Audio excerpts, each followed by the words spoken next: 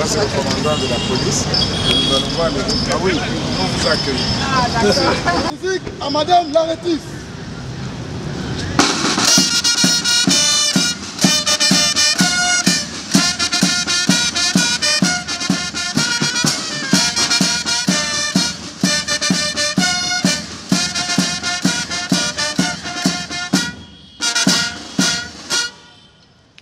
Madame Laretis de l'Université d'Édimbourg en Grande-Bretagne.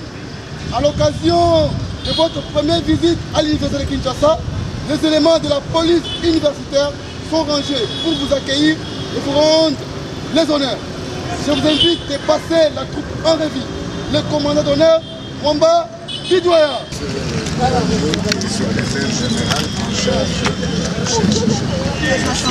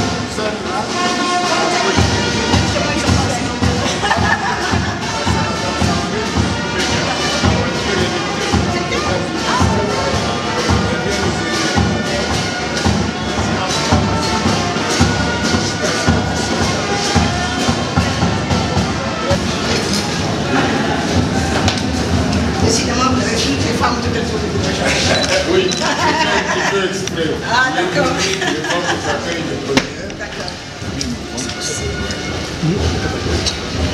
Là, c'est...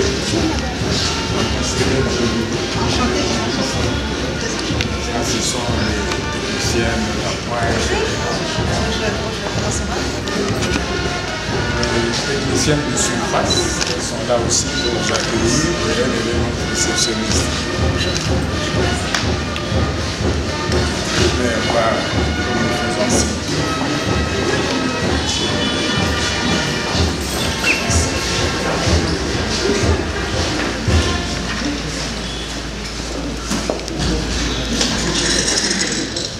Vous êtes venu en visite, pas directement pour l'université de Kinshasa, mais nous avons été marqués par votre souci de dire quand même bonjour à l'université de Kinshasa, qui ce matin se fait le bonheur de vous souhaiter la bienvenue en République démocratique du Congo.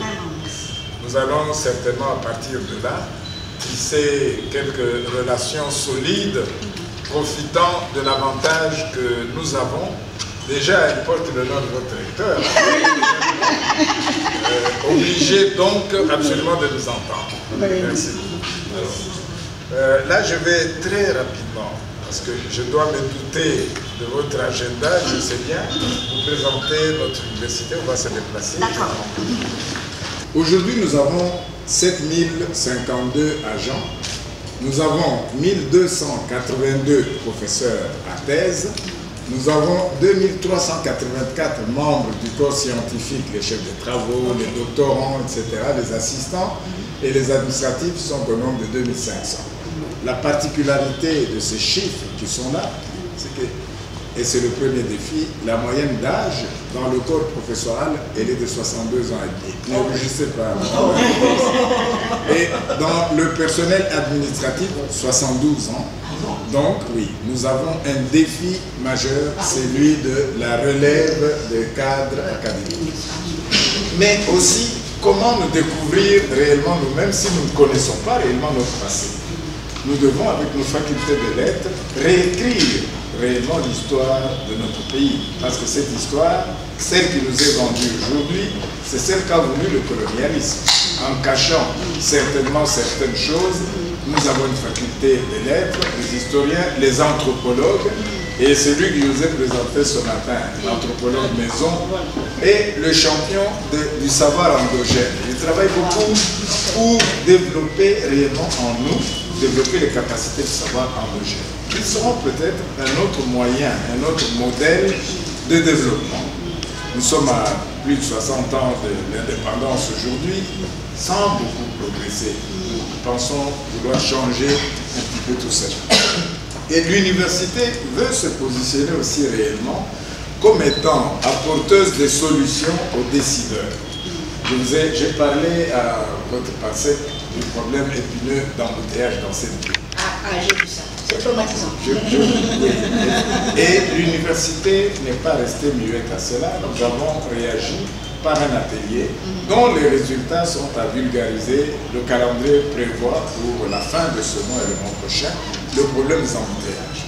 Les catastrophes naturelles, la pluie, etc., quand elles nous prennent, nous sommes généralement surpris par l'événement. Nous voulons désormais, avec les capacités que nous avons une faculté de sciences de la terre ici, etc., développer réellement des politiques et des moyens, nous transformer pour apporter à l'exécutif des solutions aux nombreux problèmes de l'existence. Je vous ai parlé de la relève académique. C'est là notre souci d'assurer une meilleure formation pour nos apprenants du 3e cycle, échanger notamment avec votre université, nos étudiants méritants et les vôtres qui peuvent, avec les moyens d'aujourd'hui, l'enseignement à distance, notre 3e cycle peut réellement bénéficier de votre expertise par les méthodes du e-learning. Nous avons réalisé un nouveau plan stratégique de 2023 à 2028, mais notre mission, c'est vraiment de remettre l'étudiant au centre de nos préoccupations, lui donner des capacités de se prendre en charge, l'entrepreneuriat, mais aussi développer en lui son esprit de créativité. Ils sont en train de nous surprendre par ce qu'ils peuvent et ce qu'ils arrivent à faire. La coopération interuniversitaire est capitale pour nous. Et la formation, on est d'organiser une formation pratique en écologie de 42 jeunes Congolais qui sont des entrepreneurs dans le domaine de l'agriculture. Donc, université de terrain, pas simplement une université jauchée sur sa colline où elle s'observe seule. Nous avons organisé ici au Congo les 9e Jeux de la francophonie. Et l'université de Kinshasa a abrité près de 3000 athlètes venus de partout. Ça a été quand même un succès qui nous a montré que nous pouvions encore certainement aller un petit peu plus loin. Voilà. Alors là, nous proposons quelques axes de réflexion, d'orientation pour pouvoir organiser absolument une ouverture de l'université. Alors, Madame la rectrice, bienvenue encore une fois à l'université de Kinshasa. Merci. L'université de Nogo existe depuis 1856. Nous avons 440 ans d'existence. En 2021, nous avons eu 54 recteurs, dont 52 hommes et 3 femmes seulement. Et je suis la première recteur de couleur noire à prendre cette haine. L'université a 61 000 étudiants, 42 000 personnels, 580 campus. 580 campus. Nous avons pris le leadership dans la médecine, surtout dans l'épidémiologie. Voilà pourquoi je suis très intéressée avec la faculté de médecine ici, mais aussi un autre leadership dans la faculté de droit. C'est ça notre plus grand leadership que nous avons. Au moment où je suis devenue recteur, nous étions 20e sur le classement mondial. Et aujourd'hui, nous sommes 12e sur le mondial, classement mondial. Alors, cette université n'est pas seulement l'université, c'est les cerveaux du gouvernement britannique. C'est l'endroit où les lois se préparent, l'orientation s'est faite au Parlement, et c'est l'université qui dirige cela. Voilà pourquoi lorsque le recteur prend une décision sur une question politique, le monde entier doit écouter. Ça doit faire réfléchir le monde entier. C'est comme ça que ça fonctionne.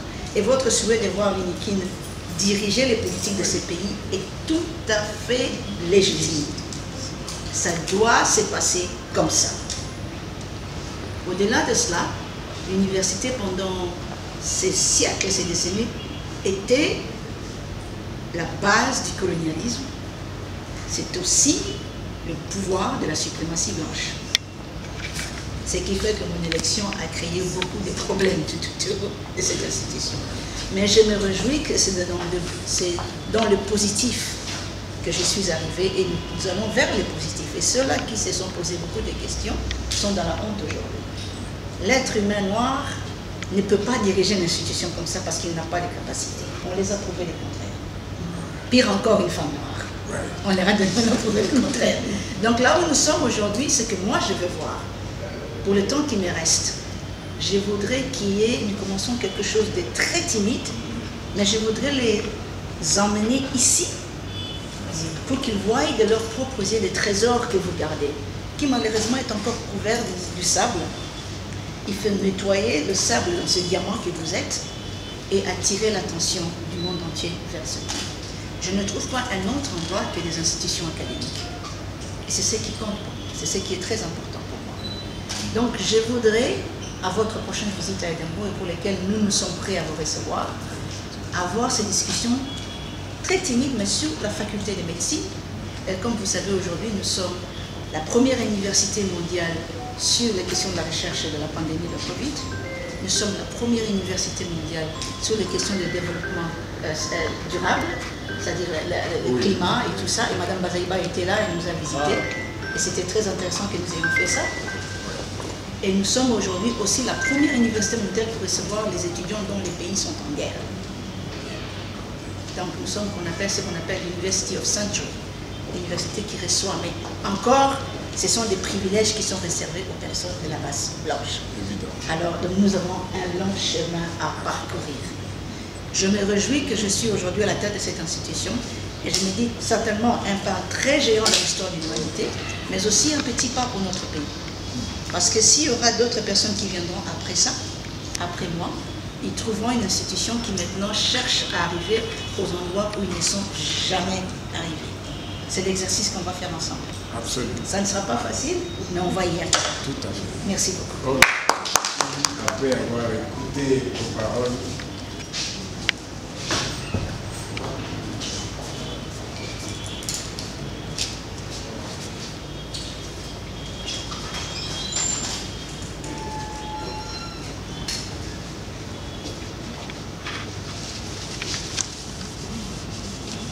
merci de me redonner l'espoir que ce pays a encore beaucoup à offrir au monde. Merci de rester fidèle à vos valeurs et de continuer à être la colline inspirante que vous êtes pour le continent africain. Je vous accompagnerai jusqu'au bout. Merci. Madame la... ça c'est bien. Ça. Ouais, on a beaucoup de choses à se dire. Vraiment. Oui. Tout le plaisir est pour nous. Alors il faut qu'on actionner la S. D'accord, ok. Si, je vais actionner. Il faut échanger On fait honneur. Merci. À travers le monde. Oui. Merci beaucoup. Merci. Je ne vous dis pas comment on a dansé quand on a appris ce C'était une nouvelle unanimement reçue dans son pays. Et jeudi, à l'occasion de Honoris Causa, on va rappeler qu'elle est passée par ici. Ah Oui, absolument. Voilà.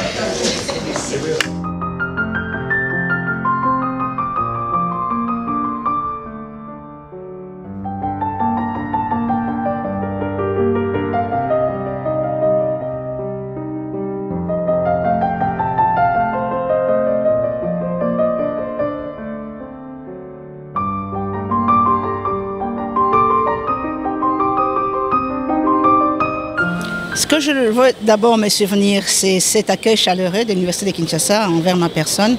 Depuis quelque temps, je suis en contact avec les recteurs et nous partageons une grande vision pour la RDC, là où l'institution académique est au cœur de la vie sociale et de la vie politique.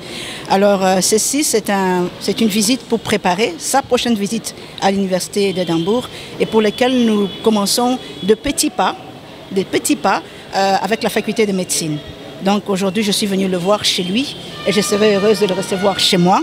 Et ensuite, nous allons penser à voir la République démocratique du Congo éclairer toute l'Afrique. Ça, c'est notre vision, nous deux. Moi, le sentiment est que la rectrice Deborah Kayembe est chez elle. ici à l'université de Kinshasa. Avec elle, vous avez bien vu quel type de vision nous partageons depuis un temps. On partage tellement cette passion qu'on finit peut-être même par ne pas dormir. Elle a dit, elle rêve du jour où le Congo sera l'éclaireur de toute l'Afrique, et c'est avec elle, avec l'expertise de sa grande université, parce qu'elle fait notre fierté, que nous arriverons à accomplir ce désir. Nous sommes très heureux de la voir ce matin avec nous.